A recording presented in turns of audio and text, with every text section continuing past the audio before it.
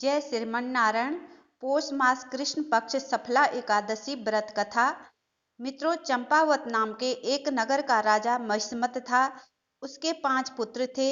महिष्मत का बड़ा बेटा लुम्बक हमेशा बुरे कामों में लगा रहता था।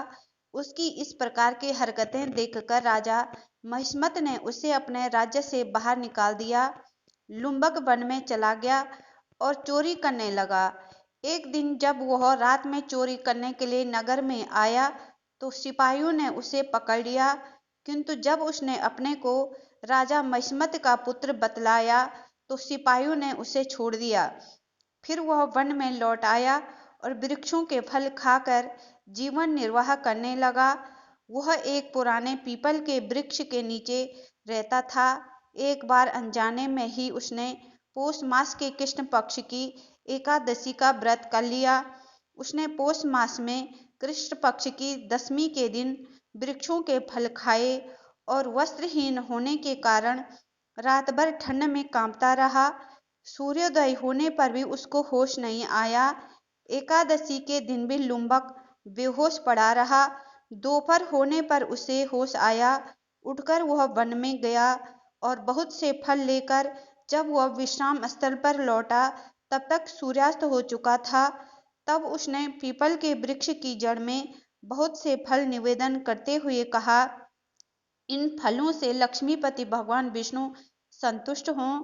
ऐसा कहकर लुम्बक रात भर सोया भी नहीं। इस प्रकार अनायास ही उसने सफला एकादशी व्रत के नियमों का पालन कर लिया। उसी समय आकाशवाणी हुई, राजकुमार लुम्बक, सफला एकादशी व्रत के प्रभाव से तुम राज्य और पुत्र प्राप्त करोगे। आकाशवाणी के बाद लुम्बक का रूप दिव्य हो गया। तब से उसकी बुद्धि भी उत्तम हो गई और भगवान विष्णु के भजन में लग गया। उसने 15 वर्ष तक सफलतापूर्वक राज्य का संचालन किया। उसको मनोज्ञ नामक पुत्र उत्पन्न हुआ। जब वह बड़ा हुआ तो लुम्बक ने राज्य अपने पुत्र को सौंप दिया और वह भगवान श्री कृष्ण की भक्ति में रम गया। अंत में सफला एकादशी के व्रत के प्रभाव से उसने भगवान विष्णु के दिव्य लोक को प्राप्त किया। इस सफला एकादशी के महत्व का वर्णन भगवान श्री कृष्ण ने स्वयं धर्मराज युधिष्ठिर को बताया है।